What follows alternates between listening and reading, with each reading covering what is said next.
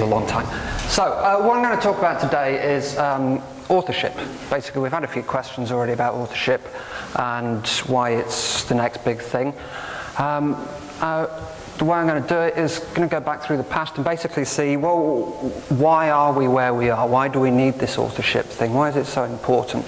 Why are Google and other people looking at people instead of websites?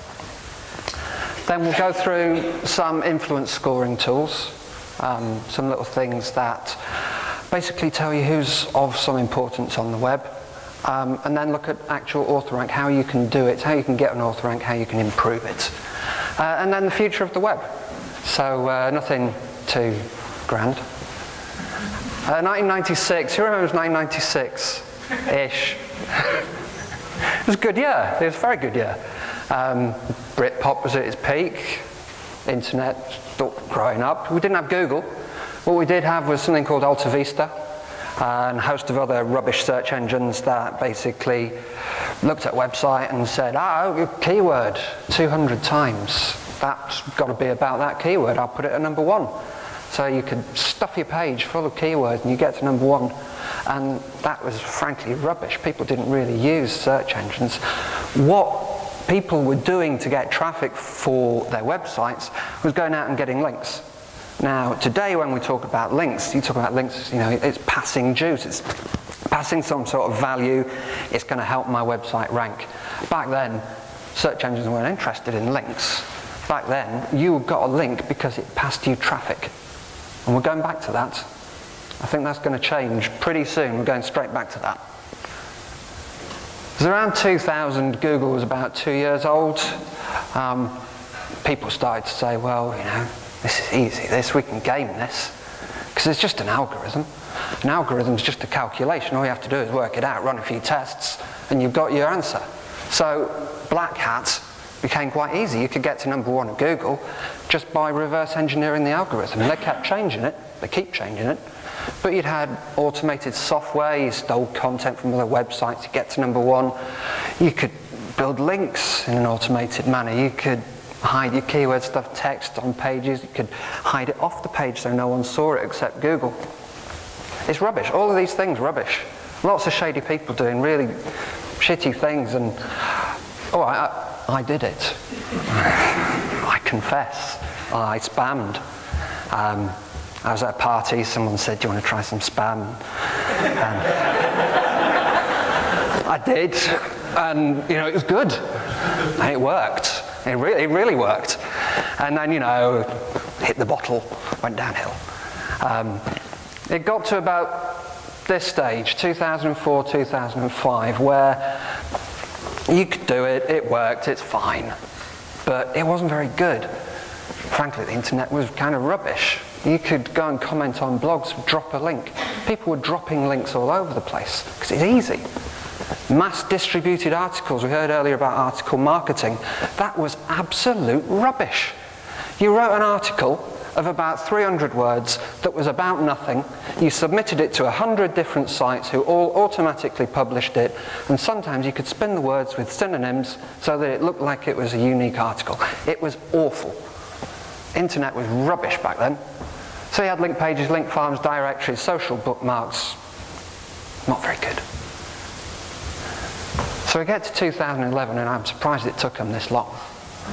And you had the Panda update. Now, the Panda update was designed to get rid of rubbish content. It did a pretty good job. A lot of sites got bombed out of Google because, frankly, their content was awful. Then a year later, actually this April, Penguin came along, and Black Hat SEO world went absolutely mental. White Hats celebrated because actually they won. You know, this was like a long war. The White Hats have been talking about it. They've been saying, these links, they're all going to hurt you. Eventually, you're going to get hurt by these links. Black Hats didn't realize it. 2012, they all lost. Most of them. So, you know, Google's been doing this. Google's been working hard at providing more relevant results. But ultimately, the results still aren't that good. And Google's reached the stage where it doesn't really trust websites. It'll trust major brands like The Guardian. It'll trust them because their web presence is huge. They're everywhere. Everyone's linking to them. But if you can reverse engineer an algorithm And I can do it if I wanted. You can go out there, you can reverse engineer it, test it all day, get 100 people working on it, find out what works, get a site to number 1. Is that good? Is it actually any good that someone can go out there and do that? No, it's not.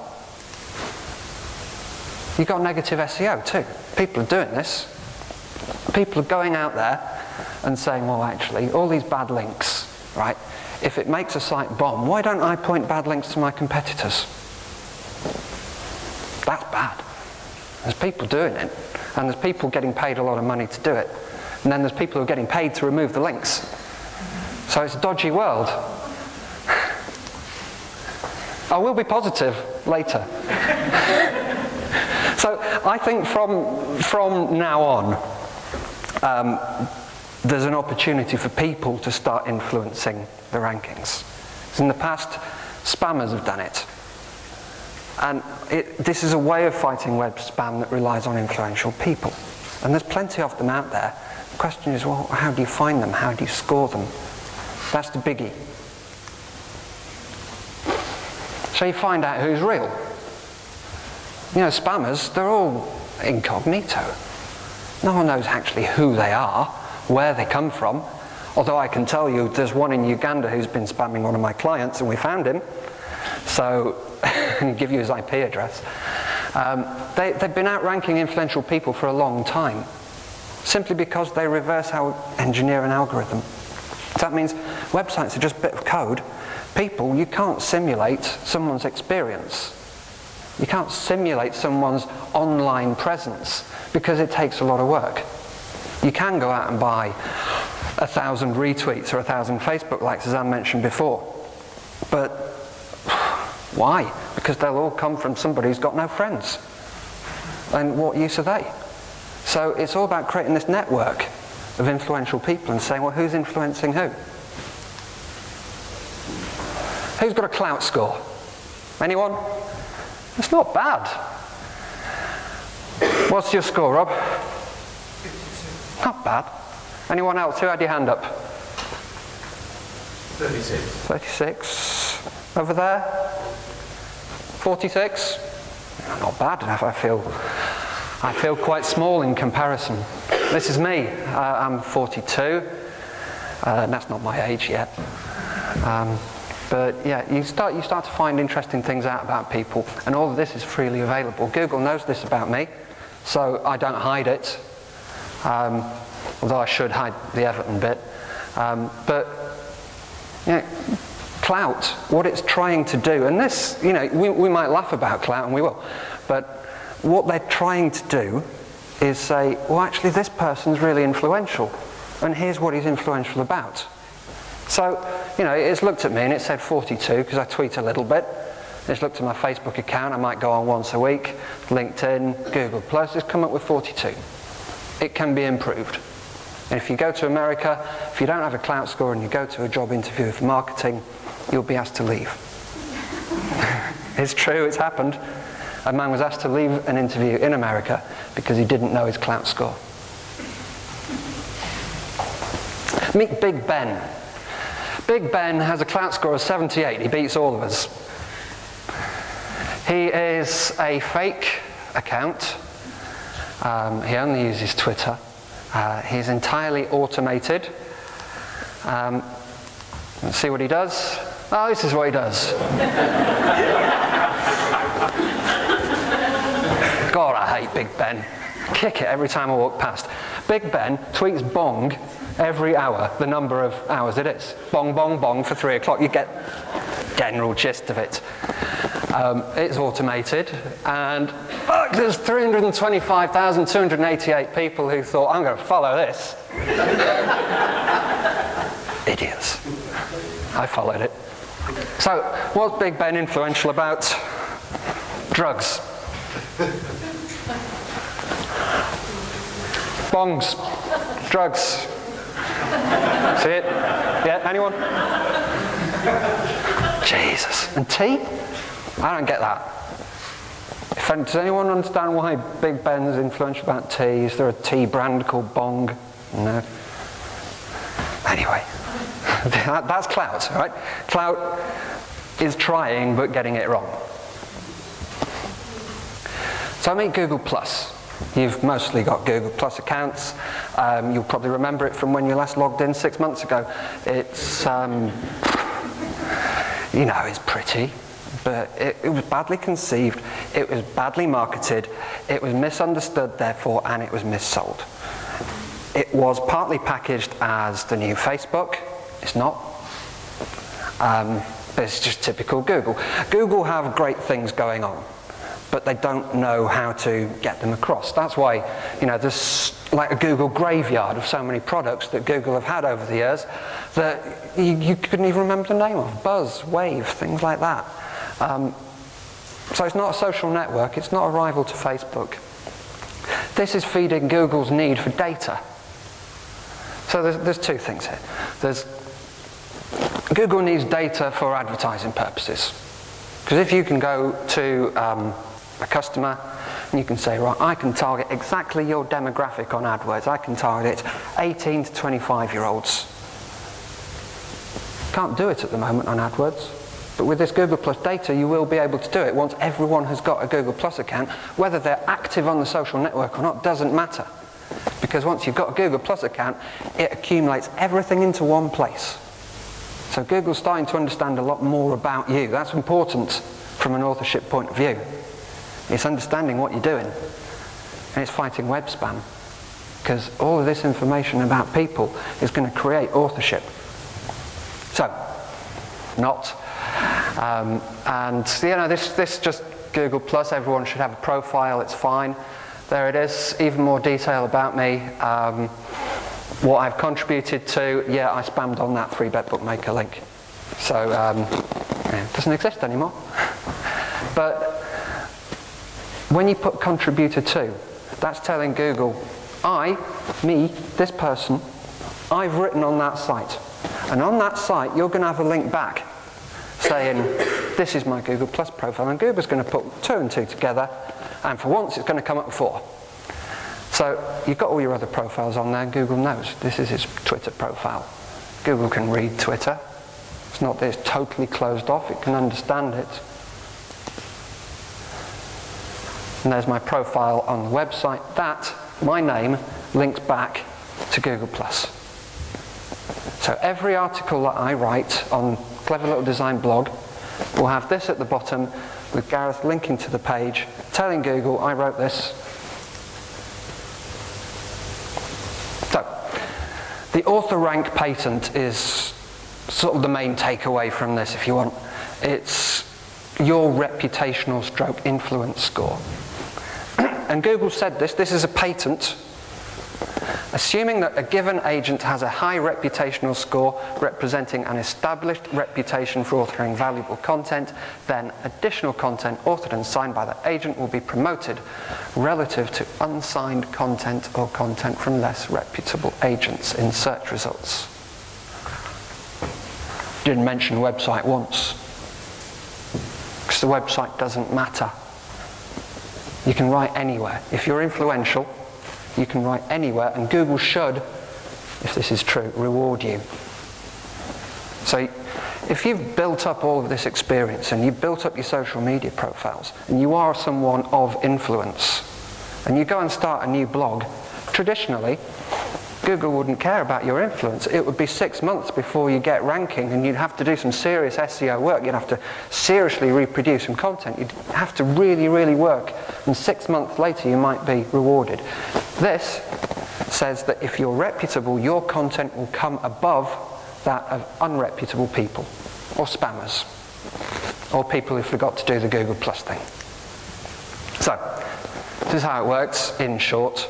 This is a blog post that I wrote back in April. And there's my profile with the link to Google+. It got some comments. Now, all right, they're not quality comments, but it got comments, and Google's going to look at that. Google's going to say, well, someone engaged with this article. So, therefore, it's a good article. Therefore, I should give him a few points, because someone's actually taken the time to comment on it. You notice the number of articles that have got comments, not that many actually when you look at it. A lot of articles just sit there with people not having engaged with it. So comments on a blog is important. Then it got tweeted, and it got liked on LinkedIn. Wasn't huge, wasn't viral, but all of these little factors, logically it should go. Google can see it, Google's not stupid, it can see that. Google will look at it and think, well, 12 likes there, but no likes for this article. So, you know, which is important? Who's the most important author here? So you can build your own author rank today, if you haven't already. Have your own blog, whether it's company, personal, both, whatever. Just start. And get it linked into your Google Plus account. Build your followers. Has anyone heard of follower wonk? Few? Try it. If you haven't, it's brilliant. Basically, for example, if you're a hairdresser in Slough, you're unfortunate, but you will want to cut people's hair in Slough. So you could go to follower wonk, and you can search people's Twitter profiles for Slough. Just look for the location where they are. And then maybe scroll down and look for people with long hair and contact them and say, do you want a haircut? But it's a case of building relevant followers. If you've got relevant followers, those relevant followers are going to be more interested in what you have to say, and therefore they're going to start sharing your stuff. Google's going to notice that and say, all right, 3 more points for you. So write, keep writing and reach out. Reach out to all of these new followers that you've got. Interact with them. Write for other people. It's the big thing. Anne mentioned guest blogging as a huge part of SEO. Well, it is. It's a huge part of SEO because it works, and it's honest, and it's ethical. So, even if you work in industrial polymers, there are people writing about it somewhere out there. I don't know where, but there must be somebody writing about it. They'll have a blog. Go and write for them. Just say, oh, you like your site, can I write you an article? I'm an expert in industrial polymers too. And they'll be grateful because it's content. And if it's good content, they'll like it. And they'll share it with their friends. And if you've linked up your Google Plus to that page, easy, you've got more points. So vary your content. Have a voice, be unique. I'll get on to actually having a voice, but it is very important that you are unique in your space. Get infographics and video. Content isn't just words. You can attach your digital signature to anything. And get to know other influential authors. So why not look them up on Clout? It's a measure. You know, even if Big Ben is erroneous somewhat, Clout is sort of a measure of someone's influence. Talk about what influences author rank itself. It could be any of these things, but if I were Google, I'd be looking at this and I'd be saying, there's so much information out there. Loads of people have been spamming me with their websites and their code. That's rubbish. But if we look at engagement with article, so what data can we get? Time spent on it. Already, if you spend more than 2 minutes on an article, you hit back, you go straight to the results page, you get more articles from that author. This is proof that author rank's already filtering into the search results. Retweets. And it's not just your 1,000 followers that you just bought for $1.99. It's the author rank of the retweeters. So are they any good? Number of Facebook shares? Maybe. It depends. Popularity? Good plus ones, if anyone has ever plus one a piece of content, you might have. Popularity of those plus oneing, if anyone ever plus ones. LinkedIn shares and the influence of those users, number of comments and the quality of those comments, so not people spamming you. And then the holy grail is the number of links to your article. If a blog article's any good, someone's going to write about it. Someone's going to reference you. You know, if you've said something interesting and you've shared it and you've got it out there, then surely another blogger's going to say, go and read this fella, he knows what he's talking about. Google perceives the quality of your article. It can understand your grammar. So it knows if you don't understand your past perfect. It knows. and it will rate you. And yeah, make sure you're real. There's plenty of evidence out there to suggest that actually having social profiles on your website makes Google think, yeah, they're real, I'm going to promote them. Plenty of evidence. Even if it's not just an article, just be your website. But make sure your social profiles are actually on there and accessible, and that Google can see them. We talk about article quality and dwell time actually being measured and acted upon. Google Webmaster Tools does keep a record of your authorship and the engagement with your articles. And if you think your subject is boring, think of this guy. His site is Landlord Property Investment. And I've not included one of the blogs that's about taking rent in the form of sex, but he is extremely popular. And he takes a very boring subject and he makes it interesting. So anyone can do it. And you see there, his blog's just a tiny part of this site. He's got landlord FAQ, a forum, he's got a shop, he's got insurance. That's the big thing for him, is insurance. So anyone can write about anything. You just have to take an angle. So really the future of the web is where link building doesn't really matter anymore, it's link earning. And the only links that really matter are links that you've earned. And Google knows those links are in context. So a link in the footer now, a footer of a website, worthless. Sidebar, worthless. In the middle of an article, in the first or second paragraph, brilliant. That's the kind of link you want, because that's going to influence your rankings heavily. So when you're guest blogging, think about that. Think about your blog. If you've said something interesting, go out to someone else, write a lengthier blog for them, reference yourself. You can. Just link back to your own blog in a guest blog. It's easily done, and it's ethical and it's natural, because you're adding value to the internet. It's what spammers don't do. You're adding value. You're giving something good. Eventually, authors who have high author rank, well, their links are going to be like gold dust. Imagine a link from someone who's got a clout score of 82.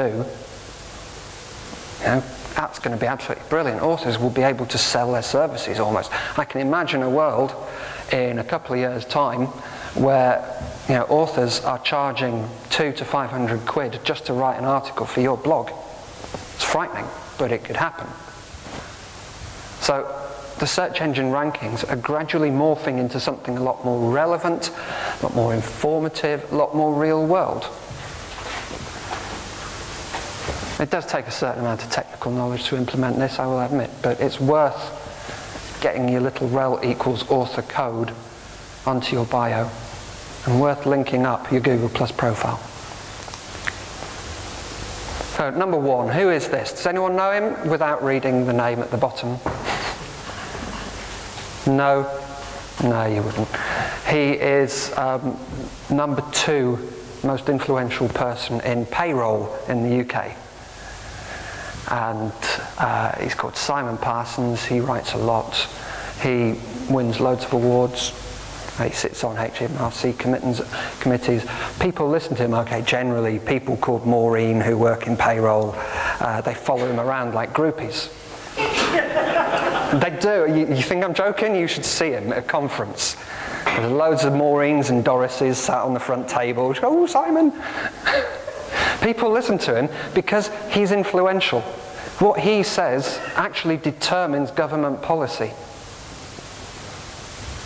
And you didn't know him, you do now. Simon Parsons. Shame he doesn't know the first thing about Google+.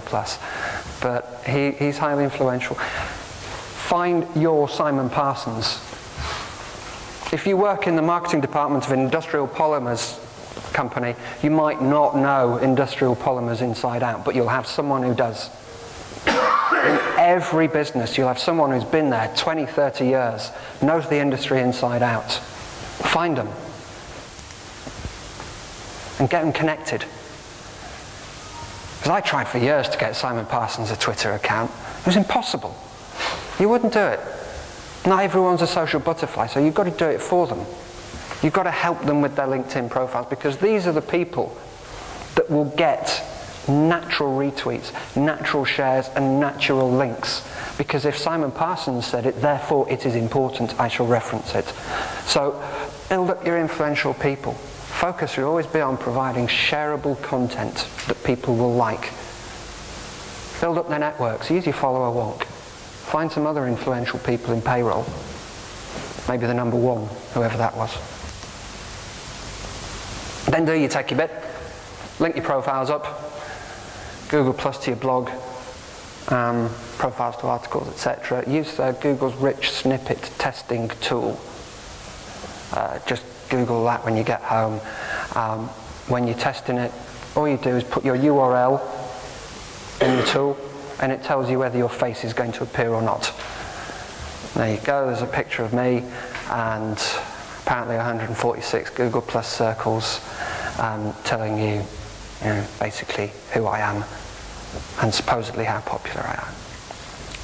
There's an update to this just over the last week. If you've got a really unique name, you don't need to do that, because Google will automatically pick it up. If you're John Smith, you need to do it because there's millions of you. But if you've got a really unique name, Google's actually going to look at all your articles, and even if you don't have the tag rel equals author on your name, it will link you and it will put your face on there. So they're getting a bit more clever about this. And write, share, network. Do it like this then. It's very simple. Just go out and network. Don't promote yourself. Just go and meet people online. Connect with them on Twitter. Go and share other people's stuff. Say, this is a great article. Everyone go and read this. I want my followers to find out about this person. Then write something.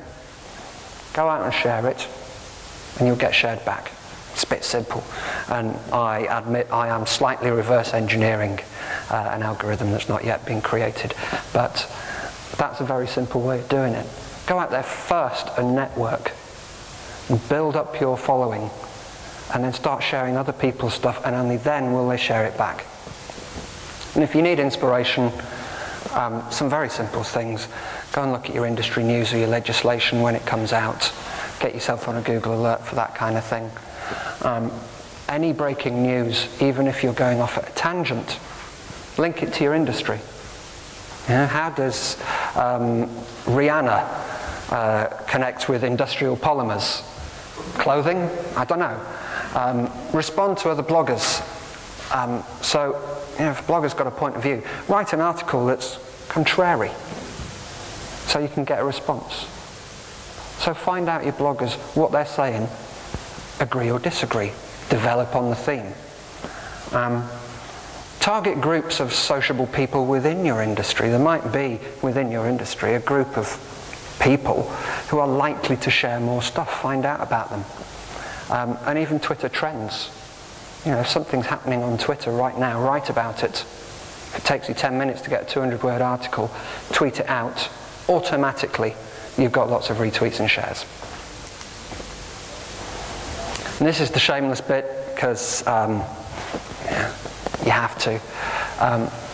Internal links from your articles are almost as good as links from an external site. So use the articles that are author-led. If you've got a Simon Parsons in your company and he's just written something, within it he will at some point have mentioned payroll. Link that to your sales page. Link that to the page you really want to rank in Google. That link will be really worthwhile. So those popular author-led articles are the ones that have real weight. They pass weight to your pages. This is why you're doing it. You're not doing it for fun. No one blogs for fun. Well, some people blog for fun. But this is a content strategy where you are targeting the long tail. You are looking at those long tail key phrases that people are using out there, and you're using that over your long-term content strategy. And you're using links within those articles to propel your main pages. That's all you're trying to do. You're just trying to increase your rankings. In short, if you're going to take away anything, AuthorRank is real, is patented, is happening, is being rolled out. Truth is, we don't really know what they're going to do, how they're going to do it, but it's happening. We can only make educated guesses at how it's going to look. But the aim is just to reduce the influence of spammers and increase the influence of real people, you. So hopefully the result will be better search engine results pages. If you find your influences and you build your networks, grow a culture of writing something informative within your business, whether it's blog posts, white papers, videos, infographics, and measure your engagement. So look at every article and say, well, what's the result? How long did people stay on that article? How many shares did it get? What's the bounce rate? And leverage those powerful articles for SEO value. Go back in time. Go back and find your most powerful blog articles from the past. Get them all linked up to Google+, and then put your internal link in. This should supersede old school SEO, because old school SEO was rubbish. It was great for a while, but engineering page titles and having your keywords in these places, everyone can do it. But that's, websites are a piece of code. You can't emulate people, so it should supersede the old school. And link building goes back to the 1990s. You can call it link earning, but ultimately I call it influence building. And that's me. Thank you.